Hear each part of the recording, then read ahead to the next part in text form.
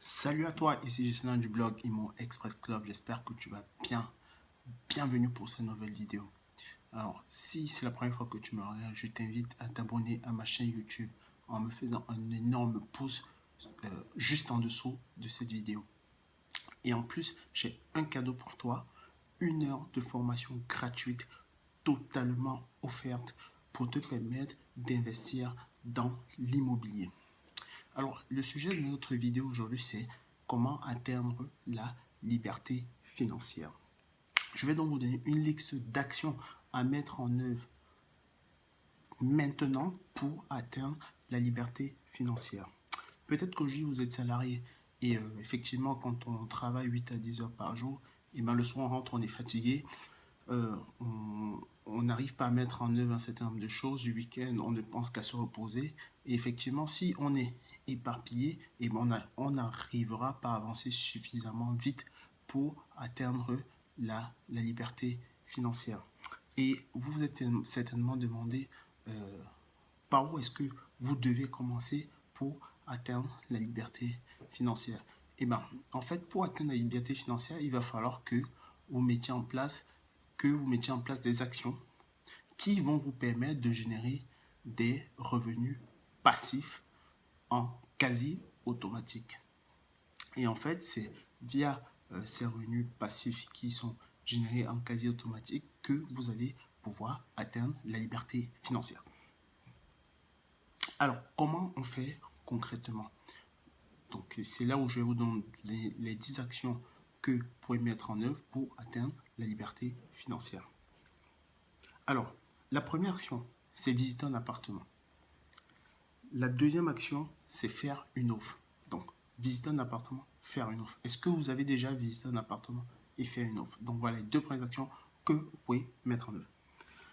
La troisième action, c'est obtenir un financement. Donc, vous visitez un appartement, vous faites une offre, vous courez vers votre banque, vous obtenez un financement.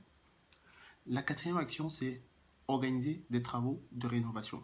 Donc, vous achetez un bien, vous le rénovez pour justement créer un effet wow, pour ajouter du premium. J'en parle déjà dans une de mes précédentes vidéos pour justement pouvoir le louer plus cher au-dessus de la valeur locative de la ville où vous avez investi. La cinquième action, c'est mettre une annonce pour trouver des locataires. Parce que ce qu'il faut savoir, c'est que la plupart des gens riches, très souvent, ont d'énormes patrimoines immobiliers. Donc, l'immobilier, c'est vraiment un pilier indispensable si vous voulez atteindre la liberté financière. Donc, ça, c'était les 6 actions qui concernent le pilier immobilier. Maintenant, il y a un autre pilier, il y a d'autres choses que vous pouvez mettre en œuvre pour atteindre la liberté financière. Donc, la 7e action, c'est l'affiliation. C'est quoi l'affiliation? L'affiliation, en fait, c'est faire la promotion d'un logiciel que vous utilisez et que vous aimez bien. Donc, vous le partagez aux autres. Je prends un exemple très simple. Moi, pour mon blog, j'utilise un logiciel qui s'appelle System.io. J'en suis très content, j'en suis très fier, donc j'en parle naturellement autour de moi. Donc, ce système.io, par exemple, il a un programme d'affiliation. Donc, ce qu'il faut savoir, c'est que lorsque j'en parle autour de moi et que quelqu'un est intéressé, eh ben, je peux lui proposer de passer par mon lien d'affiliation System.io. Comme ça, il va pouvoir lui aussi avoir System.io. Mais ce qui va se passer, c'est que s'il passe par mon lien d'affiliation, eh ben, System.io me verse une certaine commission parce qu'il est passé par ce lien. Mais pour lui, pour la personne qui va hacker System.io, ça ne change absolument rien pour lui. Donc, si System.io, c'est 27 euros par mois, il continuera de payer 27 euros par mois. Et System.io, à chaque fois qu'il paiera, System.io me versera une commission. Et vous pouvez faire ça sur un tas de logiciels qui existent qui proposent des programmes d'affiliation. Donc, vous pouvez proposer ces logiciels à vos amis, à vos connaissances, et à chaque fois qu'ils passeront par vos liens, eh ben, vous toucherez une commission sur l'argent qu'ils ont versé pour acheter le logiciel. La 8e action, c'est créer un site internet. Il faut savoir que le business en ligne, c'est quelque chose d'extrêmement puissant parce qu'il y a énormément de gens qui sont connectés. Donc, en fait, il faut créer un site internet, du e-commerce, hein, tout simplement, et avoir un bon produit à vendre que, justement, vous allez pouvoir proposer sur internet et vous allez donc générer du trafic sur votre site internet. Si les gens sont contents, ils vont en parler autour d'eux. Vous allez pouvoir faire des publicités sur Facebook pour justement générer du trafic sur votre site internet et vu le nombre de personnes qui sont connectées et si votre produit est vraiment bon, vous allez pouvoir générer des revenus passifs avec Internet et votre site Internet.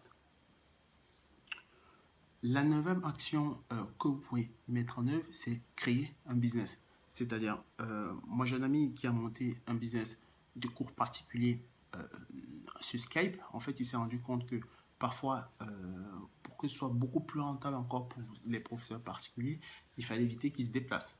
Et donc, une solution, c'était effectivement de proposer des cours particuliers sur Skype. Donc, mon ami, il a lancé ce business-là, il a recruté un certain nombre de professeurs, qui, qui donnent des cours particuliers via Skype, et je sais que c'est un business qui marche extrêmement bien pour lui. La dernière action que vous pouvez mettre en œuvre, c'est créer une boutique sur eBay.